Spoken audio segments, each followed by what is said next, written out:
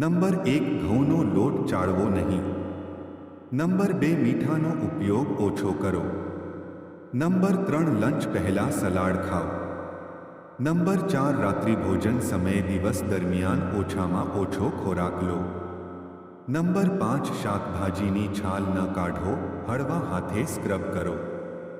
Number 6, ભોજનમાં પીળા, નારંગી અને લીલા શાકભાજીનો ઉપયોગ ચોક્કસ કરો.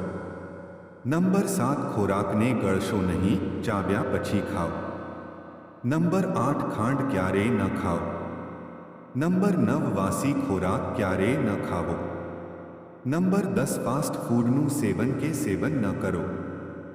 નંબર 11, શુદ્ધ તેલ અને તૈયાર તેલ એલ્યુમિનિયમના વાસણોનો ક્યારે ઉપયોગ ન કરો. નંબર 12, માંથી પાણી ક્યારે પીતા નથી. નંબર 13, ફ્રિજ સીનો ઓછો ઉપયોગ. નંબર 14, માઇક્રોવેવ ઓવનનો ઉપયોગ કરશો નહીં. નંબર 15, પેકેટવાળી વસ્તુઓ ક્યારેય ન ખાવી, ચા કોફી બિલકુલ ન ખાવી, જમતી વખતે વધારે પાણી ન પીવું જોઈએ, વચ્ચે વચ્ચે એક જ વાર પાણી પીવું જોઈએ. જો શક્ય હોય તો જમ્યાના અડધા કલાક પછી પાણી પીવો.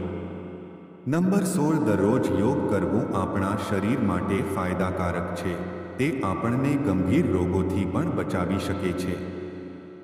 નંબર 17, ઘરમાં સ્વચ્છતાનું ખાસ ધ્યાન રાખવું જોઈએ, જેના કારણે ઇન્ફેક્શનથી થતા રોગોથી બચી શકાય છે. ખોરાકમાં પૌષ્ટિક ખોરાક, દૂધ, ફળ, અનાજ, લીલા શાકભાજી વગેરેનો ઉપયોગ કરવો જોઈએ.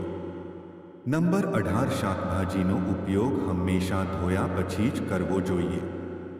નંબર 19, ફ્રિજમાં રાખેલ ઠંડુ પાણી પીવાનું ટાળો.